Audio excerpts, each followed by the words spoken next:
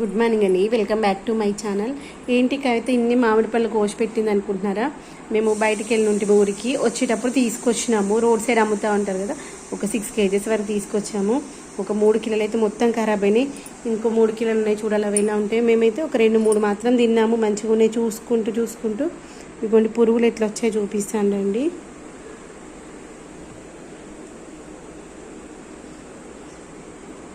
అసలు వాటిని చూసాకైతే ఇదిగోండి వీటిలో కనిపిస్తున్నాయి మీకు, చిన్నగా ఉన్నాయి. ఇదిగోండి పారుతూ ఉన్నాయి చూడండి. పిల్లలకి ఏదైనా ఫ్రూట్స్ ఇచ్చేటప్పుడైతే మంచిగా కట్ చేసి మీరు చూస్తూ ఇవ్వండి. పిల్లలకు ఫుడ్ పెట్టేటప్పుడైతే టీవీ మాత్రం పెట్టుకొని చూడకుండా తినమనండి. నేనైతే మామిడికి అదే చెప్పా, తినేటప్పుడు వాడే కట్ చేసుకొని తిన్నా అనమాట. చిన్న ఫ్రూట్స్ తినేటప్పుడు టీవీ లేకుండా తిన్నానా, తినడం అయిపోయిన తర్వాత కావాలండి టీవీ పెట్టుకొని చూడు అని చెప్పా.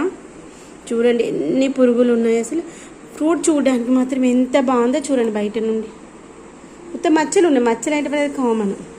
అంటే వర్షాలు పడుతున్నాయి కదా, వర్షాలు పడేటప్పుడైతే ఇంకా పురుగులు వస్తాయి. ఆ విషయం నాకు తెలుసు, కానీ ఇంక ఎండలు మస్తున్నాయి కదా. అప్పుడేవో 2-3 వర్షాలు పడిపోయినాయిలే, ఈ పురుగులు ఏం రావు అన్న కాన్ఫిడెన్స్తో తీసుకొచ్చా. చాలా రోజుల నుండి మామిడి అడుగుతున్నా కదా, నాన్న ఇంకా వర్షాలు పడుతున్నాయి కదా, వద్దు నాన్న అని చెప్పా. ఇంకా ఎండలు మస్తున్నాయి కదా, ఏం ఖరాబ్ కాదు. ఇవి చూడండి, ఇదైతే ఫ్రూట్ ఎంత గట్టిగా ఉందో తెలుసా. ఇవ్వండి ఇంత గట్టిగా ఉంది ఫ్రూట్. లోపల చూడండి ఎలా అయిపోయింది ఫ్రూట్. కాబట్టి పిల్లలకి ఏది ఇచ్చినా తినే వస్తువులు 1-2 సార్లు మీరు చెక్ చేయండి, వాళ్ళని కూడా చెక్ చేసుకొని తినమని చెప్పండి. అప్పుడే మనము ఆరోగ్యంగా ఉండగలుగుతాము. లేదు అంటే చాలా కష్టం. ఇప్పుడు వీటిని అయితే నేను మొక్కలకి వాడేస్తాను. ఇంకా చేసేది ఏం లేదు కదా, పాడేయలేం కదా. దీంట్లో ఉన్న పల్ప్ అంతా తీసేసి మనము రైస్తో తయారు చేస్తున్న ఫర్మెంటెడ్ ఉంది కదా, దాంట్లో బెల్లం ప్లేస్లో ఇది వాడేద్దాం అనుకుంటున్నాను. దానికోసం ఏంటంటే స్పూన్ ఉంటుంది, ఒకసారి చూపిస్తాను.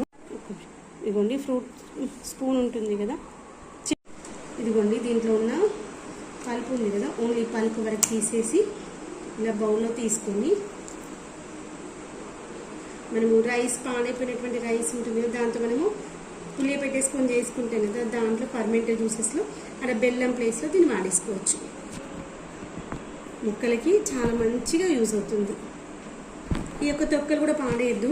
మనం మొక్కలకి వాటర్ వేస్తాం కదా, ఆ బకెట్లో వేసి పెట్టేసామనుకోండి, ఈరోజు వేసి పెడితే రేపటి వరకు మొక్కలకి మంచిగా బలం వస్తుంది అన్నమాట. చూడండి ఒక్క ముక్క నుండి ఎంత పలుపు వచ్చిందో, కలకలా అనిపిస్తుంది. కేజీ 80 రూపీస్ పెట్టి కొనుక్కొచ్చాము.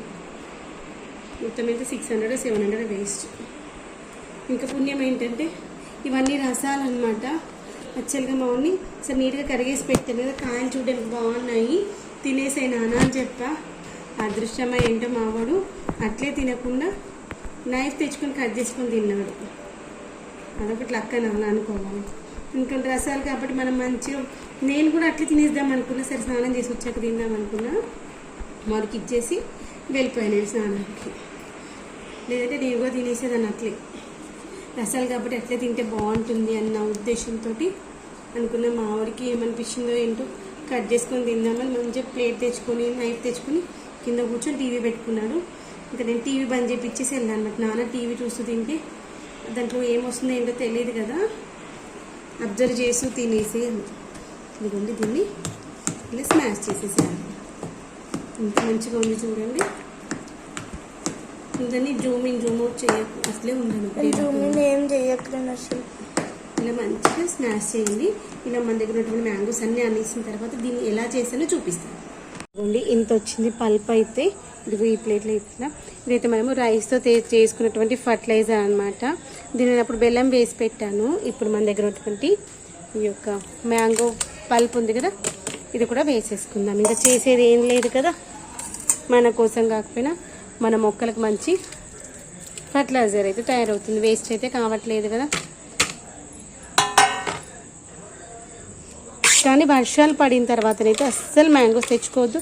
ఒకవేళ తెచ్చుకున్నా చూసి తినండి ఫ్రెండ్స్, మర్చిపోకుండా. పిల్లలకి ఇచ్చినా మీరు తిన్నా చూసుకుని అయితే తినండి. దీన్ని మనం రోజు మంచిగా కలుపుతూ ఉంటే ఒక 15-20 రోజుల వరకు మంచిగా మాగిపోతుంది. అప్పుడు మొక్కలకి ఇస్తే మొక్కలకు మంచి బలం వస్తుంది. చూడండి ఇలా ఉంది కదా, బ్లాక్గా ఫామ్ అవ్వాలి. బ్లాక్గా ఫామ్ అయిందంటే మనకి మంచిగా ఫర్టిలైజర్ తయారైపోయినట్టే. తర్వాత వాటి తొక్కలు ఇలా ఇక్కడ బయట పెట్టేసాను కుండీలో. రేపు పైకి వెళ్ళినప్పుడు తీసుకెళ్ళి వాటి కుండీలలో వాటర్ వేసేటువంటివి ఉంటాయి కదా, వాళ్ళ వేసేసామంటే మంచి మొక్కలు యూజ్ అవుతుంది. దీన్ని అయితే మనం ఎండలో పెట్టొద్దు, వాన వచ్చే ప్లేస్లో పెట్టొద్దు, నీడ ఉండేటువంటి ప్లేస్లో పెట్టేసుకోవాలి. క్యాప్ అయితే మంచిగా పెట్టుకుని ఇలా కొంచెం ఓపెన్ అన్నట్టుగా పెట్టేసుకుంటాం.